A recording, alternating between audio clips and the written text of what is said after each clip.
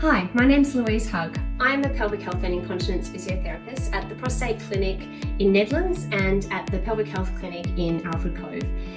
At the Pelvic Health Clinic, I see a variety of patients from males to females throughout the lifespan with different pelvic health issues, from bladder control issues to urinary retention issues to pain issues. I have been seeing all male patients at the prostate clinic for the past 2 years. These patients have been diagnosed with prostate cancer.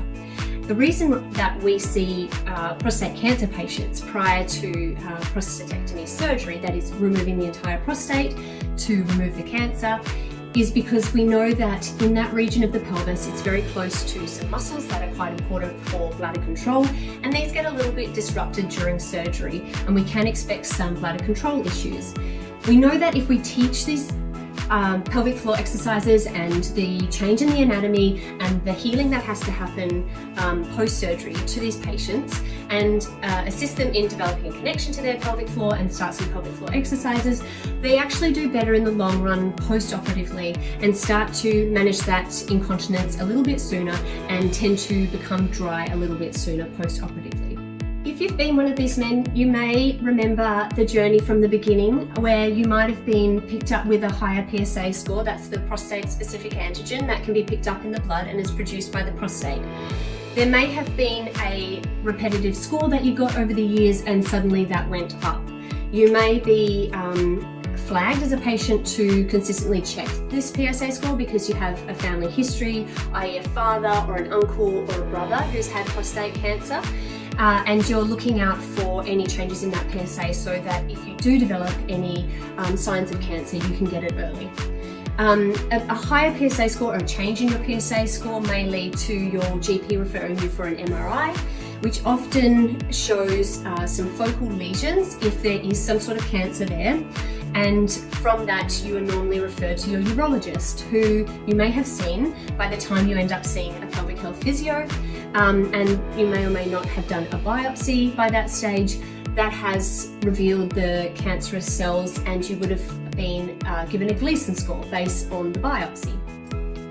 After receiving this Gleason score, your surgeon will confirm with you that you have cancer in the prostate gland and suggest potentially a couple of options. One may be radiation, and the other option may be a radical prostatectomy, which is in removing the entire prostate gland while the cancer is confined within the gland and removing the cancer itself.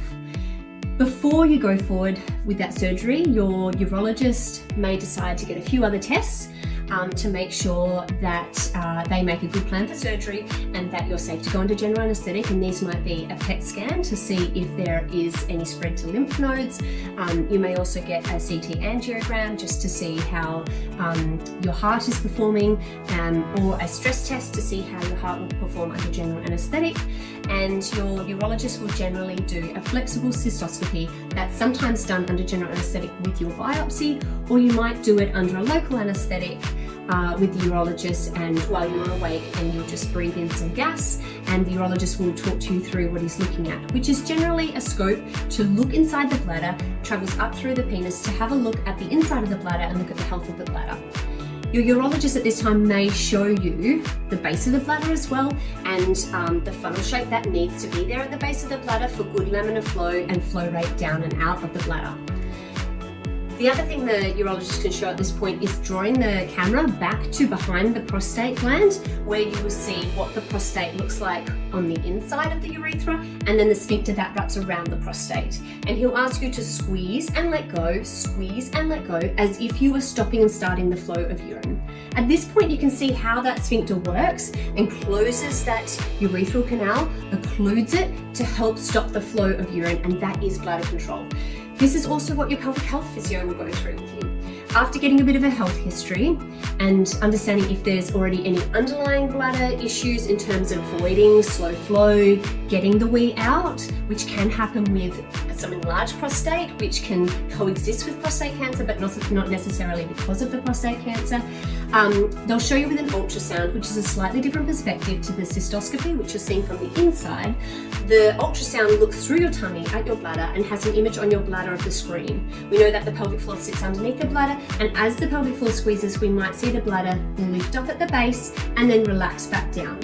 And you know how you're feeling from the cues that the physio has given you. They will tell you to squeeze at the base of the penis as if you're drawing and retracting the penis, or squeezing as if you are holding onto a wee and then letting go, or squeezing and lifting up through the testicles and then letting go. And then you will see on that screen that bladder should rise and then fall. And we also look out for any other muscle compensation patterns, such as using upper abdominals, obliques, gluteals, or inner thighs. And we'll cue you to say, no, you need to relax those muscles because that creates a downward pressure through the bladder, and the pelvic floor has to work against that downward pressure. So we want to really learn how to isolate that muscle on its own.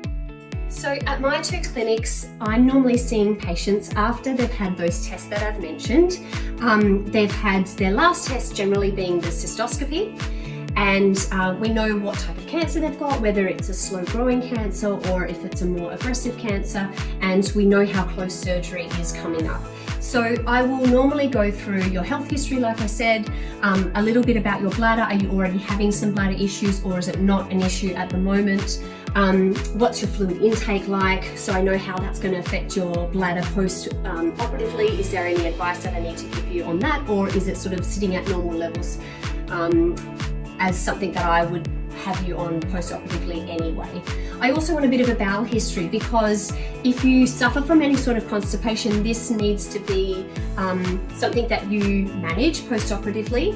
Generally in the hospital, they are very good at managing bowels because they know that you don't want that first bowel motion to be a really firm bowel motion and push and strain down on that surgical area.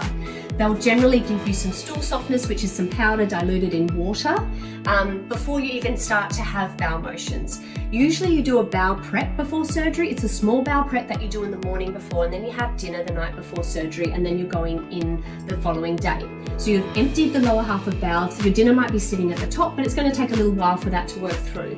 Because you're going under general anesthetic, and you might have some codeine medication for some tenderness through tummies and incision points, those things can slow down colonic transit a little bit. So having the Movicol is really important to soften whatever is moving down. It's not going to make it race through, but it's just softening whatever's moving down, so that by the time you get to about day 3 or 4 and you have your first bowel motion, and you're usually back home by this time, it's nice and easy and you don't feel like you're pushing down and putting any pressure on the surgical area.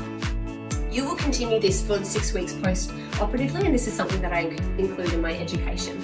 So after I've gone through all of that and giving you your pelvic floor program, that is the focus of the first appointment, getting that connection and being able to do a little bit of a repertoire with your pelvic floor exercises. Can you do short contractions and quickly squeeze and let go? And can you do some long contractions and have the endurance to hold on? At my second appointment, I normally make that a little bit closer to surgery. What I want to go through with this is pre-op education for the post-op period. I want you to feel confident about the journey ahead in starting to manage your bladder control issues. Know that 90% of men will have some sort of leakage after the catheter comes out. Know a little bit about that period that the catheter is in, how you manage that. The nurses are fantastic at the hospital, so it's more just about reminding you to keep it clean. Acknowledge that it's uncomfortable, but as soon as you start to get used to it, you're going back to the hospital to get it taken out again. And we don't want you doing any pelvic floor exercises while you've got that catheter in, so that's an important time for me to give you that education. I will tell you what kind of pads to go and get, what you'll sort of roughly start with so you feel prepared with that, and how to balance some rest period, which isn't necessarily sleeping, it's lying down just to completely recline the body and take all the gravitational pressure off the bladder, off the pelvic floor, off the surgical side, so that it can get a nice rest. And this can be sort of an hour period in the first week, morning and afternoon, and then go down to a half an hour period. I talk a little bit about other things, anything that generates pressure through those abdominal muscles that might put pressure down through the pelvis. So this is sitting up from bed. So instead of doing an ab crunch to sit up, rolling over onto your side and protecting that pressure in your tummy, but also protecting the wounds and those 5 incisions that you'll have from the arthroscopes. I also talk about we want to be mindful of stresses in your life, because psychological stresses, mental stresses can cause us to tense our abdominal muscles. And if we're going back to work too soon and we're in a high-paced a managerial role or a physical and active job, we don't want to go back too soon to that, because that's going to put extra pressure while you're still healing. The other thing that I make you mindful of is, again, your bowels, because that's the other time you'll generate excessive pressure through the abdominal muscles and end up pushing down. I'll tell you about weight restrictions in terms of how much you should and shouldn't be lifting as you move through that 6-week period, and what exercise will be like for you. So it's pelvic floor exercises, and in terms of global body exercises, it's mainly just walking, something low intensity. We can't go and swim, even though that's low intensity, because you have incisions that are healing, and we can't jump on a bike, which wouldn't put too much pressure or load down through the pelvic floor, but it is going to put pressure upwards from the bike seat, and that's just not comfortable, and things are still healing, so we don't tend to think about that until after that 6-week period. I give you my contact so that you know what to do in the first 3 weeks until I see you at the 3-week post-op mark, and I can also talk to you about doing pad weights to show you how you can actually measure what the leak is like, and we can watch that reduce over the time that I see you. I hope to give you the feeling that you have guidance throughout the period, and that you're got a good idea of what you want to do for the first 3 weeks to optimize healing, to still participate in life to a certain degree, to make sure you don't feel like you need to be completely sedentary, but to also know where to sort of place restrictions on your physical activity so that you don't overdo it. And you can feel confident with doing those things, knowing that actually they're assisting the healing, and you're not overdoing things. And I'll tell you some signs and things of what would be overdoing it, and how to sort of draw yourself back a little bit. So if you're about to go through this period, I'm really passionate in this area, and I have lots of great results with my patients. Most of my guys feel really confident going through the period, even after just having those educational sessions, sort of just getting a bit of an idea about what's to come in that post-operative period, because I feel like once you've got the date set in, the next sort of source of anxiety or a little bit of concern can be, okay, the next thing is managing this bladder control and managing the erectile dysfunction, which you'll be guided through with your sexual health nurse practitioner, and we work together a little bit.